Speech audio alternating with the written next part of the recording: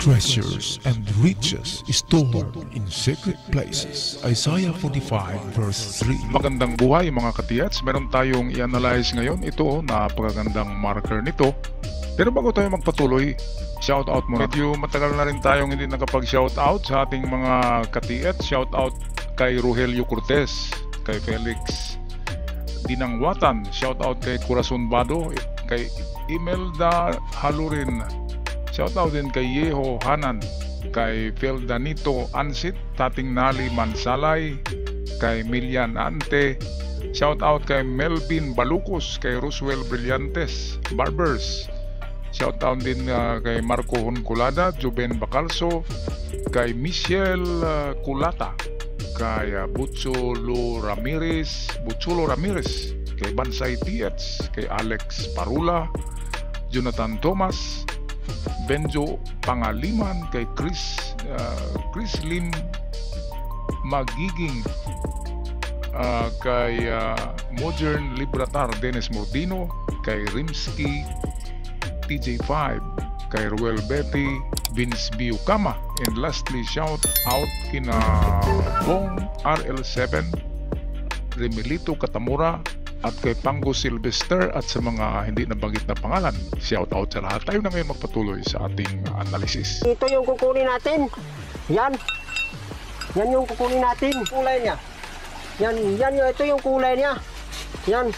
Kalitirsi yan mga ka-treasure hunters. Tapos ito yung box. Yan. Tingnan nyo. Hindi kasi anong magtunog kasi malambot lang. Yan oh. Yan. Pero pag dito titirahin ay talagang napakitibay talaga. Yan. Ito yung anuhin natin.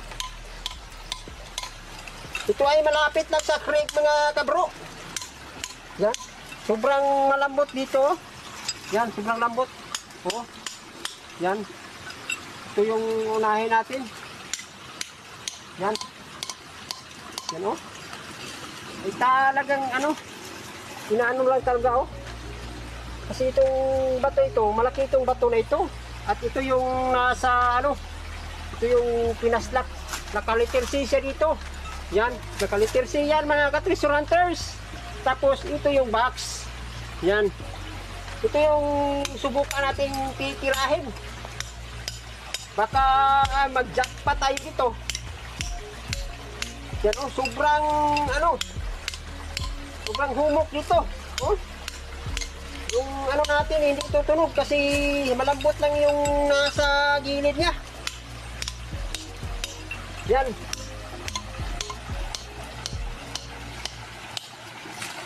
Tingnan mo yung kulay niya. Yan ito yung kulay niya. Yan. Tingnan mo bro. Dito, malapitan mo. Yan oh.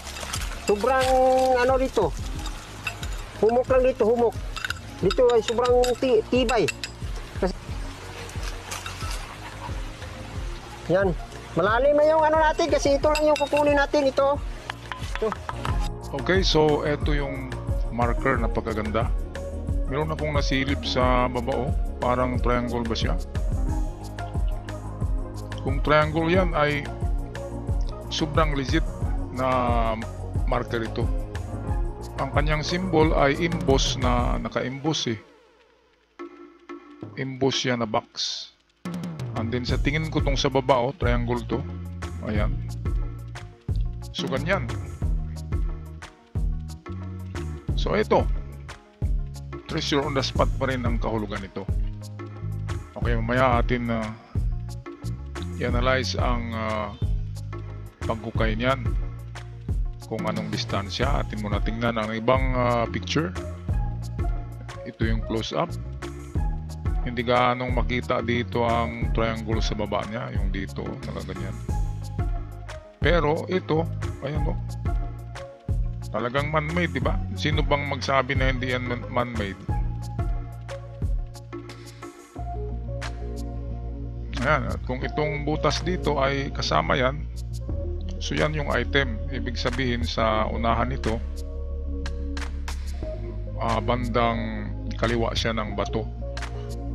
So kung ito yung bato na merong na dito yung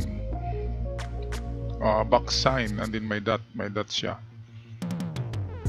So ibig sabihin ang item ay dito na side sa kaliwa ng bato. Okay, kasi ito ang dot niya nasa kaliwa konti. Ayan, so dito yan banda sa kaliwa ng bato, pero medyo front. So medyo front siya ng bato pero bandang kaliwa. So yan, malaking hukay dito banda. Dumistansya lang ng 2 meters galing sa bato na ito. Ang hukay ay dumidistansya ng 2 meters at medyo malaking hukay. Gawin yung 2.5 meters circular itong hukay dito. Ayan, ngayon kung ang pagbasihan natin ay ang triangle naman, okay, so hanap tayo ng isang picture niya. So ito kung yung tatak diyan ay triangle yan, so ang ibig sabihin nasa front niya ang item. Ito'y substitute ng dot. So nakaganyan siya and then triangle. Ang triangle maraming kahulugan eh. Pwedeng treasure under, pwedeng treasure under the rock, at pwedeng treasure under the tree. So marami siya. Ang napakahirap sa triangle kasi i-search mo pa itong buong area. I-search nyo kung meron pang isang bato o kung tatlo ba sila lahat na bato na malalaki. Ang ibig sabihin ng triangle ay nasa isang bato or treasure under the rock, pero hindi nag-iisang bato kapag merong triangle. So pwedeng merong bato to sa unahan, sa banda rito, or sa kaliwa, or meron din sa front. Pwedeng nag-triangle na bato at isa sa mga bato ay naroon ng item. At pwede rin na dito lamang na item din. Make it pwedeng dito lang din na bato. Treasure under the rock, ito triangle. So pwedeng diyan mismo. So tama nga ang ginawa nyo. I-chisel nyo muna ito, baka nakapats lang yan. Baka merong maliit na chamber ang bato. Okay, at kung wala, pwedeng dyan lang mismo talaga under sa kanya or in front. Okay, so in front or under. Ito. So pwedeng dito tayo. Ayan, triangle. So pwedeng dito banda sa front niya, dumistansya kayo ng 2 meters. Kanina dito tayo sa may kaliwa, dito tayo banda, ito 2 meters din distance kasi merong dot ito, merong dot dyan sa square sa backside. So ibig sabihin yan diyan sa bandang kaliwa. At kung ito'y triangle na legit, dito lang yan sa harapan niya. Or ang pangatlo na paghanap dyan ay under the rock, under lang sa kanya. Lalo na kapag itong bato ay malaki. Kapag malaking bato yan ay pwedeng may chamber lamang sa loob.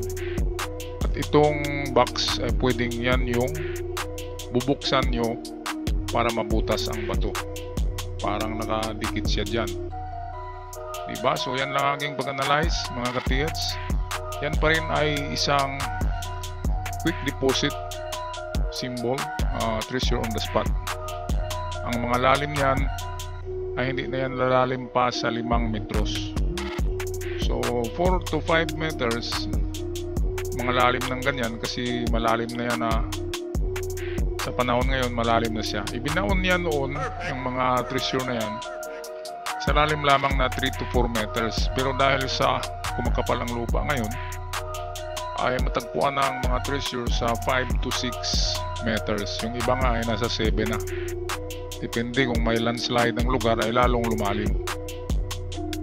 At meron namang reverse effect niyan kapag nag-landslide ang lugar at naroon siya sa may itaas, ay pwedeng lilitaw siya o lalong bumabaw ang lupa. Katulad na lamang ito'y gilid ng bundok, example lang. At kapag may item dito nakabaon, kulayan natin ng dilaw yung box. Halimbawa, ang box ay narito. And then mag-landslide dito na portion, di ba? So itong box ay gugulong yan sa baba kasama sa landslide. At madali na siyang makita.